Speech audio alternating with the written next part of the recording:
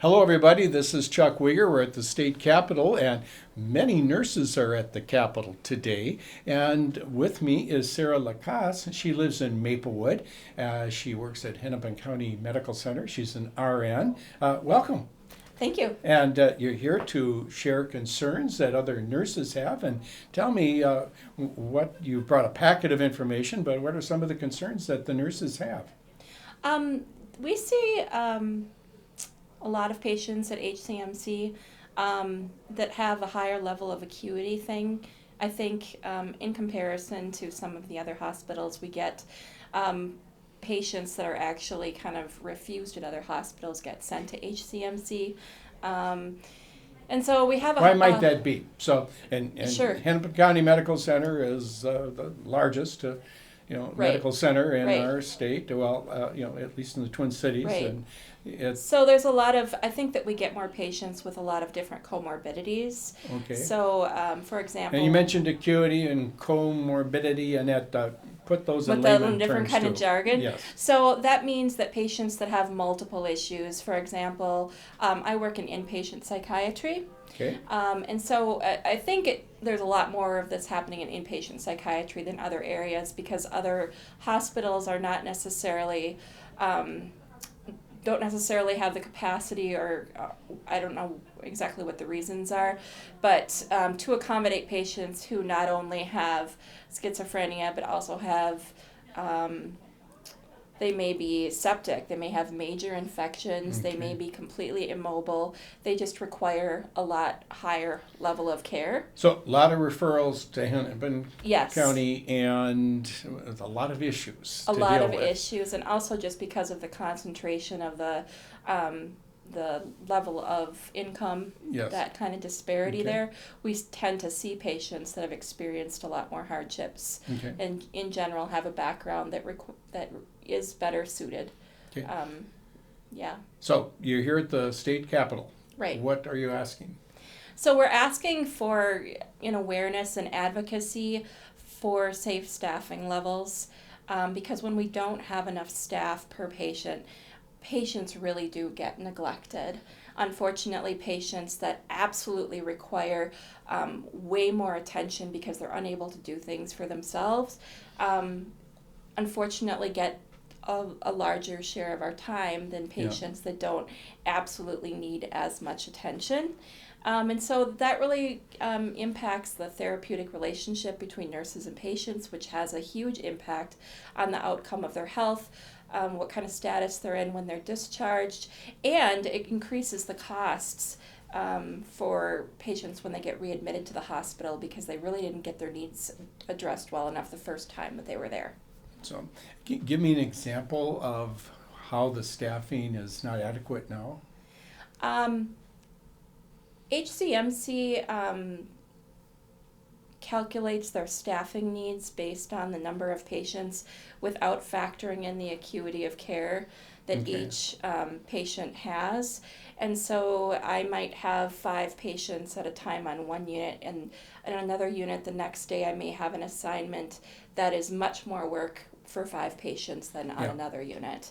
So whenever that isn't factored in, it really affects the ability of all the nurses to provide care for patients. Good. Yeah. So you're asking for this to be addressed, and Mhm. there is public money that is used for Right. the patient care at Right. Hennepin County, Right. and it's a significant amount, of course, because of the need. We don't turn people away. They do have, Absolutely. ultimately, they're going to be taken care of. And so you make the point that to do it right and to do it more cost effectively, have the right staffing. Otherwise, you're not going to give them the level of care they need, which could result in a repeat visit or even a further Right. aggravation And of I their believe problem. that our reimbursement rates for Medicare and Medicaid are reduced if we have somebody readmitted. Yes. And so that affects the cost. And really the cost of safe staffing is really equaled out when you consider the amount of burnout that can happen with nurses Yes. that are overwhelmed, with the number of nurses that have to work overtime because they can't get their work done during the day, with the cost of readmissions, Yes. and then just generally caring about the community and the level of care that we're able to provide. Yes. And it has an impact on your own well-being, your safety absolutely. as a nurse. That, Right. we really appreciate the role of nurses, you. but there's also a high degree of burnout, where no matter how good the pay might be, if it is so frustrating and to the point where it causes further stress and workload, all that money that went into your training, etc., Right. is kind of lost because they're Yes. just going to have to replace you, or you'll seek Right. working at another place, Right. which because we do know of turnover that happens too when people get stressed Right. and burned out. And it does, I've been told it costs about $80,000 to train in a new nurse. Ooh, So there you if, go. and the cost of a nurse otherwise is not nearly that much money. So Okay. retaining staff who have experience with the community is really, really valuable. Okay. Yeah. So staffing levels make us aware of it, and you've done a very good job of that, and the importance of appropriate nurse staffing. Right. And you make a cost-effective argument and in the best interest of the patients and as staff overall as well. So let's hope we continue to make that Yeah. discussion an action item here. Right. Yep. Any other key points you'd like to share as a nurse? I would just say that our priority and our compassion really is for patient care. Okay. That's our number one priority.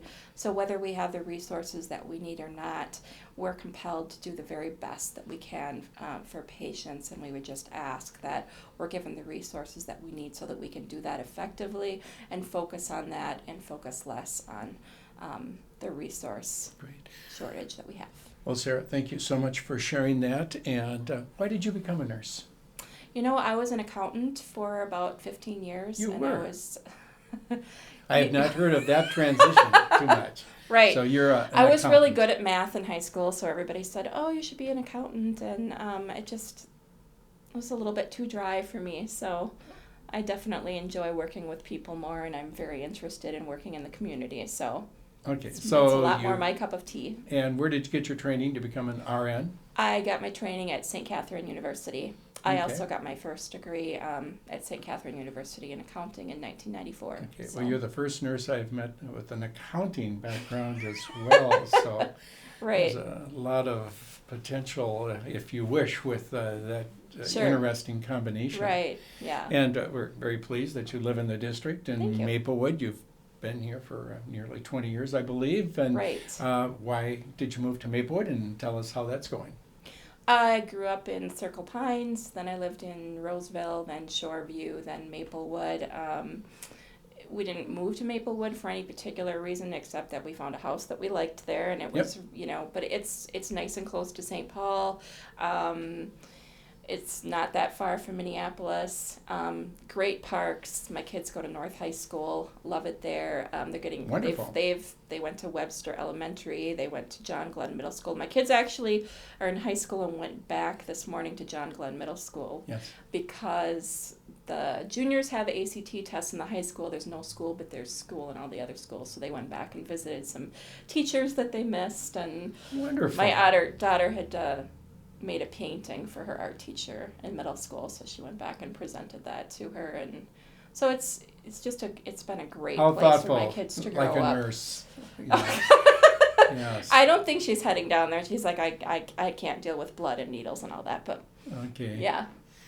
And Well- I just want to thank you for advocating for nurses in terms of your the fact that you've opposed the preemption bill, Yes. and also the violence in the workplace bill, and Yeah, also well, I supported the violence in the workplace by putting yes, supporting it. I didn't. yeah, but oppose violence, of Right, course. right, but right. We worked with the Minnesota Nurses Association and put together a new law that Right. puts in some additional training requirements and safety expectations for Excellent. all Right.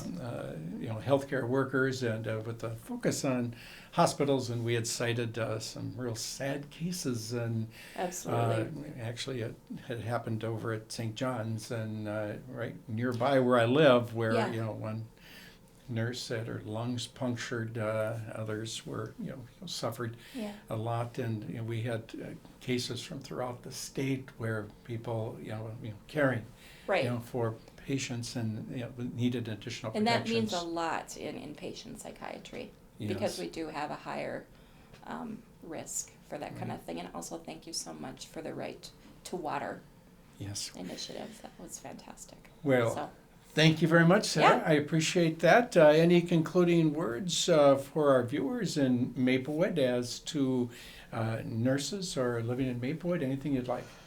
I think Maplewood is a great place to live, and we're privileged to have you Well. as our senator. Well, thank you very much, Yep. Sarah, and continue your great career All in right. nursing, and we wish you and your family the best. All right. Thank you. Thank you, viewers.